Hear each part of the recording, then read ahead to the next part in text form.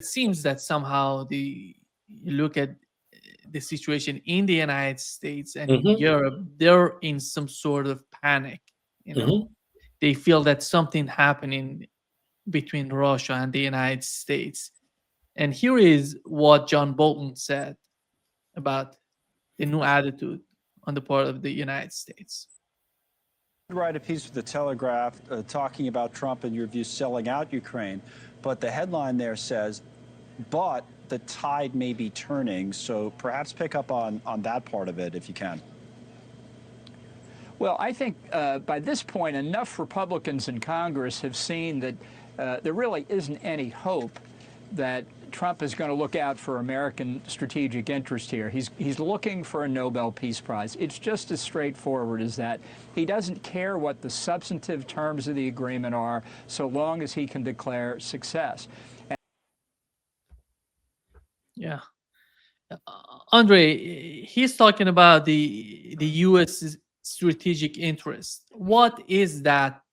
In my opinion, if they are looking, they want some sort of security, some sort of strategic, mindset. They have to have a better relationship with both Russia and China, and a new, sort of attitude toward other countries, not just. But it doesn't seem that is in the mind of these people who are in Washington. I'm not talking about, because these people who are in power in the United States are mostly Republicans. And John Bolton is talking to Republicans to just make a barrier, make some sort of obstacles for Donald Trump. What is going on in the United States, in your opinion? Well, John Bolton would know the first thing about anything related to the national interest of the United States. He's a coward, he's a corrupt politician, he's a shyster from the swamp, and he's psychopath.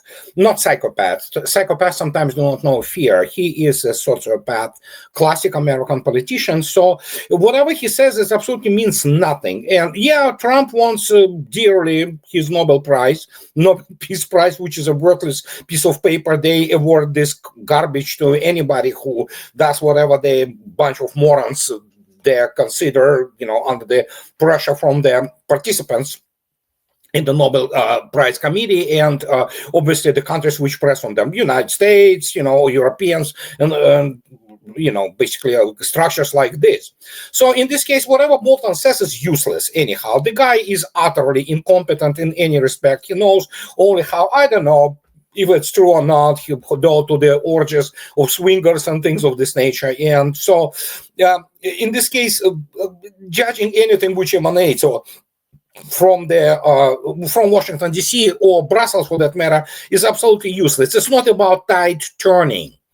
It's about the fact that there are still some people who understand, and not just looking at the maps. They recognize that they are absolutely impotent militarily. United States has no resources to do anything about whatever is happening, in what is now the former Ukraine. And so, plus, of course, this corruption scandal, which kind of, came in really handy, as of lately.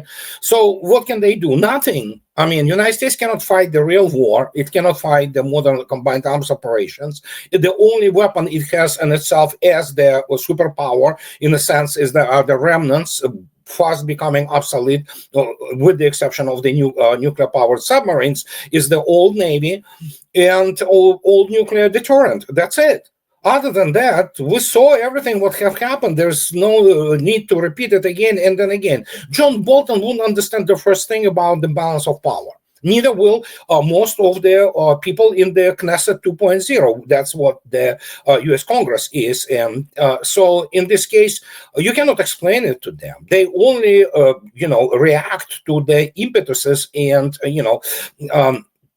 all kinds of the stimuli from the outside, like fear, primarily fear and greed. That's two most, important things which move them. So there are very few people there who have any credibility, who have any understanding of what is going on. And GOP, the Republican Party, is long ago is not a Republican Party; it's the Israeli party, and so. It's a uniparty, essentially, with the different, approaches to how they want to basically completely finish off the United States and to make life of the American people unbearable.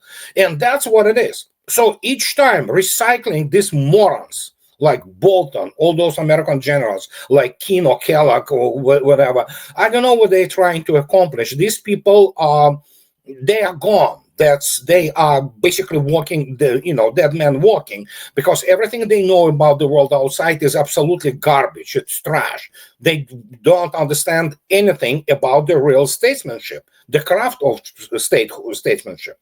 But what can I say? I mean, that's the people who for some reason are considered to be experts because they have been rubbing shoulders. And, like Bolton, he was sabotaging Trump's administration in the first goal, which tells you everything you need to know about Trump.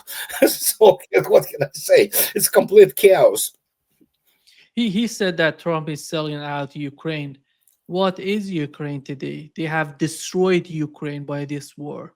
Yeah, they started this war. They continued this war, Yeah. and they are insisting on the continuation of the conflict as though Ukraine is winning or somehow in their They're delusional war mindset. criminals. John Bolton is a war criminal, as most of people who have been promoting this idea. For example, most of Biden administration, they are war criminals, including some people who would easily pass for the crimes against humanity. These morons, these are nincompoops who have no clue about warfare. They are badly educated, highly uncultured. Can you imagine like Blinken or Sullivan? I mean, these are the products of the degree mills from the Ivy League. That means what? They have been there just spending their times learning some things which are absolutely inapplicable in the for statesmanship anyhow. And so they killed around probably now more than 2 million of the personnel of the armed forces of Ukraine. They essentially, as you correctly stated, they destroyed Ukraine by means of the suicide by cop, by throwing it at Russia. Because those people, as I already stated many times, I will repeat again, they have no clue about real economy, about real warfare. They're just incompetent, period. And that spreads across the board, from the CIA to Pentagon to those people in Congress who still think that they know how the world works. They don't. They are utterly incompetent and uncultured and uneducated people. This is what happened, as I blame this on the utter corruption of the American political system at this stage, and of course the collapse of the American public education, be them in school, where we have now people complaining that, I mean, you have people in universities who cannot do middle school math. And I mean, what do you expect from those people? At least, Wolfowitz had the bachelor's degree in mathematics. Not that it helped him much. The guy is also utter moron, but then again, they don't teach how to be a statesman. America does not produce statesmen, period. It produces politicians who know how to enrich themselves and how to stay elected, period. These are not people who can run the country.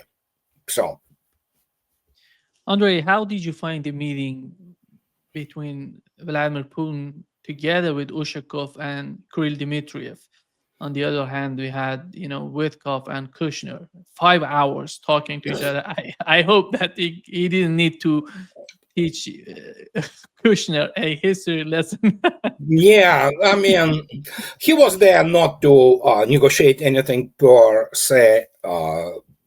Again, keep in mind, United States is co-belligerent. Trump had his chance within, let's say, first 2-3 months, where he could have delivered on his promise to stop the war, and get his Nobel Peace Prize. He didn't. It's his war. It's too late now, but the only thing they can get as the result of any kind of negotiations is the off-ramp for the United States, because it's the courtesy between the superpowers. One superpower doesn't want to completely destroy the other superpower in any violent way.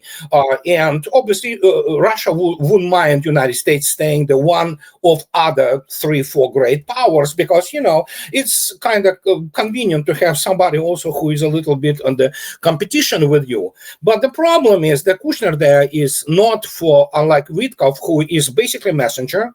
And his task is to listen to position of Vladimir Putin, that means Russia, and of course bring this message back to Trump. But Kushner being, some people say he is the downright, Mossad asset, but it is obvious that it is all tied to Israel. Kushner there is probably observed and maybe kind of get some input, because obviously there are, which is known fact, the Jewish globalist capital, they know that it's over. So Europe, which for 500 years has been the safe haven for their capital, not only Jewish, but Jewish also, very much like Rothschilds and all those old, the financial families who for some reason people think that they are all powerful, which they are not. They know that Europe is done. They also know that the United States is bankrupt and is absolutely unstable politically for now. So they need to find their place, safe haven to, basically park this capital.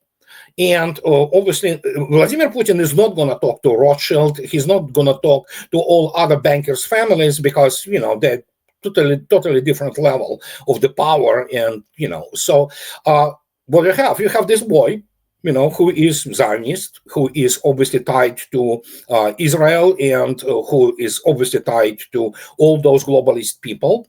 And so that is why actually partially could be the case when Macron was trying to call separately Vladimir Putin. And so that is the communications right now, because obviously we have the situation. There are only two places they can park this capital: China.